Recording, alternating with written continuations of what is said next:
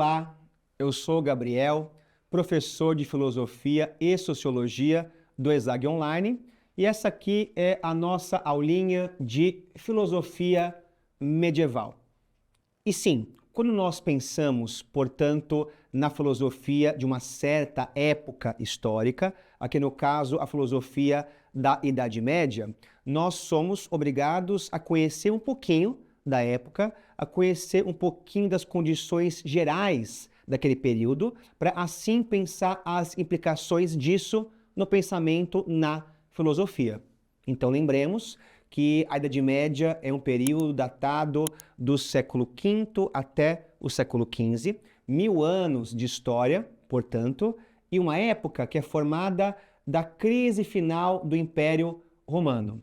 Então você viu lá em história que lá para o século III e IV depois de Cristo, Roma entra em crise e o Estado romano ocidental colapsa totalmente, desaparece totalmente. Então, a cidade de Roma, na Itália, perde condição de impor a sua lei e a sua ordem em todo este vasto território, e, a partir disso, quem passa a mandar em toda a Europa são os governos ou os senhores locais, os senhores feudais locais. Isto é, sai de cena uma economia vasta, de muitos produtos, de muito comércio, e entra em cena a produção de subsistência nos pequenos feudos, nas pequenas localidades. Pois bem, e portanto o que marca a Idade Média é uma época de fragmentação política econômica. Entretanto, há uma instituição romana que continua viva após a crise de Roma. Mais do que isso, ela passa a se fortalecer durante o período medieval, sendo a instituição mais poderosa em toda a Europa nessa época, que vai ser ela, a Igreja Católica Apostólica Romana. Então, a Igreja, nesse contexto, passa a ser a instituição mais rica da Europa, a que mais detinha terras, por exemplo. Vai ser a única instituição presente em todos os cantos da Europa, e nisso influente nas questões dos senhores locais. E aqui então, já pegando nosso caso, também a igreja vai ser a instituição a controlar a produção e circulação de conhecimento. E, portanto, a produção e circulação de livros. Sim, então a igreja, naquela época, utilizando o seu imenso poder, ela passa a definir quais livros podem ser lidos, quais livros podem continuar a existir e quais não podem. E nisso, os textos que fossem vistos como textos heréticos, textos pecaminosos, pagânicos, vão ser simplesmente destruídos ou abandonados. E muito se perde nessa época por conta disso. Entretanto, outros textos vão ser preservados, sim, aprovados e guardados em espaços exclusivos ao clero católico. Ou seja, guardados em porões de igrejas, em porões de mosteiros, em bibliotecas exclusivas ao clero, de modo que, naquela época, se você queria ler filosofia, se você queria então estudar filosofia, só tinha um jeito. Qual jeito? Se tornando membro do clero católico. Então, ali virando um padre, virando um bispo, virando papa, e nisso acessando espaços exclusivos ao clero e lá encontrando esses textos e lá lendo filosofia. E pessoas, pensemos junto. Se você escolhe ser padre, se você escolhe adentrar o clero da igreja, é porque você é um católico fervoroso, muito praticante. E quando um cristão fervoroso começa a ler filosofia, isto é, começa a ler discussões sobre o amor, a beleza, o conhecimento, a política, a ética, a tendência é que este cristão comece a ler isso tudo com o olhar de um cristão, sim, e nisso desenvolver reflexões cristãs. E pessoas, é justamente isso que define a filosofia medieval. Um processo de cristianização do pensamento. Um processo em que a igreja passa a desenvolver a filosofia e passa a colocar na filosofia um tom, uma prática e um conjunto de temas e valores de ordem bíblica e cristã.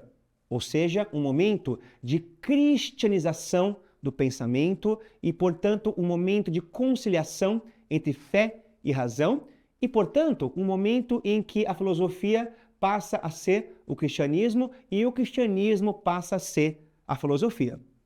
Pois bem, e quem começa a organizar essa abordagem para o mundo vai ser um conjunto de clérigos, em sua maioria bispos, que são tratados como a patrística, sim, a corrente filosófica da patrística, ou simplesmente os pais da igreja, né? Então, patrística, pais. Então, aqui um grupo de homens que hoje são santos, em maioria, né? Santo Anselmo, São Basílio, dentre outros, São Jerônimo, dentre outros, que são figuras que vão ali organizando os estudos da Bíblia, sim, vão fundando os estudos teológicos, vão organizando os dogmas católicos, sim, e vão nisso desenvolvendo justamente essa conciliação entre fé e razão, que é fundamental para uma filosofia medieval cristã.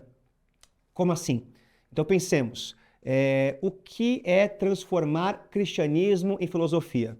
Ora, é transformar o cristianismo num sistema de pensamento em que qualquer pergunta que surgir na mente humana encontra ali resposta.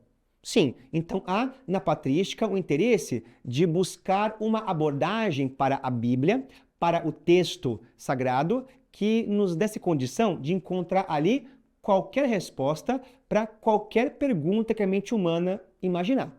Sim, e portanto é aqui fundamental conciliar fé, isto é, conciliar a fé tipicamente cristã com a razão, que então é um fundamento máximo da filosofia de origem grega. Então veja, por um lado, a fé nos propõe o banimento absoluto da dúvida. Como assim? Então, por um lado, a fé nos propõe acreditar em alguma coisa ou em alguém sem que ali haja nenhuma evidência necessária para isso, ou sem que evidências contrárias enfraqueçam essa crença. E a razão propõe justamente um caminho oposto, em que nós buscamos investigar, nós buscamos primeiro duvidar, para depois crer no fruto desse entendimento. Ou seja, a fé propõe crer para entender e aqui então a razão propõe investigar e depois crer no fruto dessa investigação. Veja, como então conciliar essas duas coisas? Bom, logo de cara, a fé vai ser mais importante, propõe a patrística, porque a fé nos leva até a verdade. A verdade com V maiúsculo, a verdade revelada na Bíblia. Sim, então não nos cabe investigar a natureza, investigar o universo, olhar para as estrelas. Não, toda a verdade de qualquer assunto que existir já está revelado a nós na Bíblia. Nos cabe então entender este texto. Aí então entra a razão como uma capacidade humana de associar ideias, relacionar pensamentos e nisso poder extrair do texto argumentos, linhas explicativas, analogias que possam responder qualquer pergunta que a mente humana puder cobiçar. Ou seja, fé e razão. A fé nos levando ao texto sagrado e nisso a verdade revelada pelos profetas, inspirados pelo Criador, e a razão como um instrumento que nos permite entender esse texto tão difícil e tirar dele argumentos, pensamentos, teorias e conceitos. Sim? Pois bem, e a grande figura da patrística, o grande pensador dessa corrente, vai ser um homem que em vida era chamado de Agostinho de Hipona, ou o bispo de Hipona, e hoje é mundialmente chamado de o Santo Agostinho. E Agostinho vai desenvolver em suas obras uma abordagem que pode ser corretamente definida como um tipo de platonismo cristão. Sim, um platonismo cristão. Então ali nos dizia Agostinho que são as obras de Platão que nos permitem uma compreensão maior do texto da Bíblia e com isso da realidade do mundo. Sim? Então, veja, desenvolvendo este pensamento, Agostinho pega várias ideias muito importantes do platonismo. Por exemplo, a ideia de que o mundo é dividido em dois planos, em duas realidades, sendo um mundo material, imperfeito, ou um mundo terreno, diriam os cristãos, e há um outro mundo, que é o mundo espiritual, que é, portanto, um mundo superior, onde está o conhecimento, o bem supremo, e ele, Deus. Estou aqui, né? O que faz o Agostinho é acrescentar Deus, mas essa ideia de dois mundos, sendo um mundo perfeito e o outro imperfeito, é uma ideia platônica. Também, Agostinho traz ao cristianismo a ideia de que nós somos corpo e alma. Não, não é bem isso. Na verdade, aqui Agostinho nos traz a ideia de que nós somos uma alma que carrega um corpo.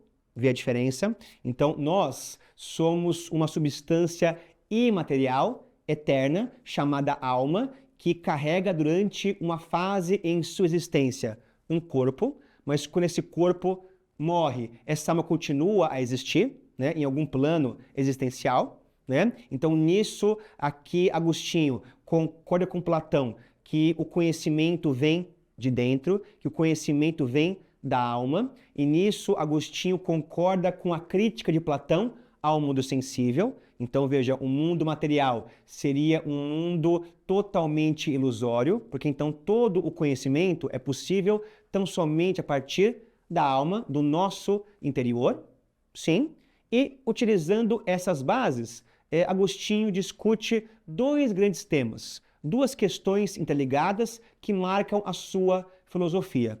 Em especial o tema do livre-arbítrio e o tema do problema do mal. Como assim? Então, uma questão muito marcante aos cristãos é a questão sobre se nós temos ou não livre-arbítrio.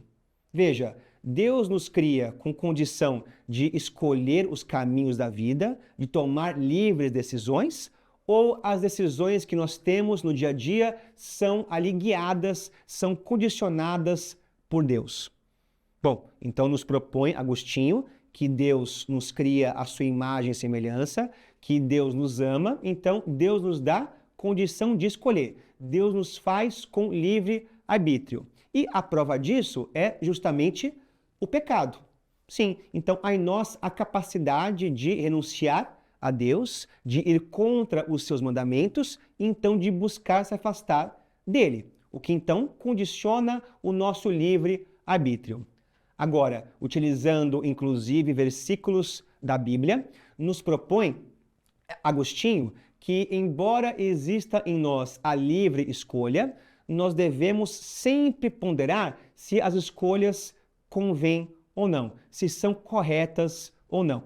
Então aqui ele cita uma passagem icônica da Bíblia, que é o primeiro livro, aqui então de Paulo de Tarso aos Coríntios, capítulo 6, versículo 12, em que Paulo nos ensina que, abre aspas, a mim tudo é permitido, mas nem tudo me convém. Repetindo, então, a mim tudo é permitido, mas nem tudo me convém. Ou seja, eu posso tudo, eu posso escolher o que eu quiser. Qualquer escolha que a mente humana pensar pode ser escolhida por ela, até as mais terríveis, até aquelas que então se afastam de Deus. Mas nem toda escolha me convém. Por quê? Porque as escolhas que seguem o corpo, isto é, as escolhas que seguem os impulsos corporais, ou seja, as escolhas guiadas por luxúria, pela vaidade, avareza, são escolhas que nos levam ao pecado, que nos afastam de Deus, nos afastam do bem e nisso nos mergulham no mal. Sim, então veja, Agostinho também buscou pensar sobre o bem e o mal, propondo que o bem existe, que o bem se dá na nossa aproximação com Deus e no momento em que nós nos afastamos dele, o mal se instala em nossa vida. Ou seja, a mim tudo é permitido, mas nem tudo me convém. Então, veja, eu posso escolher, inclusive, pecar, inclusive me afastar de Deus, mas é na aproximação com valores imateriais, bíblicos, que então atinjo o bem em minha vida, o bem em minha existência. Sim, gente.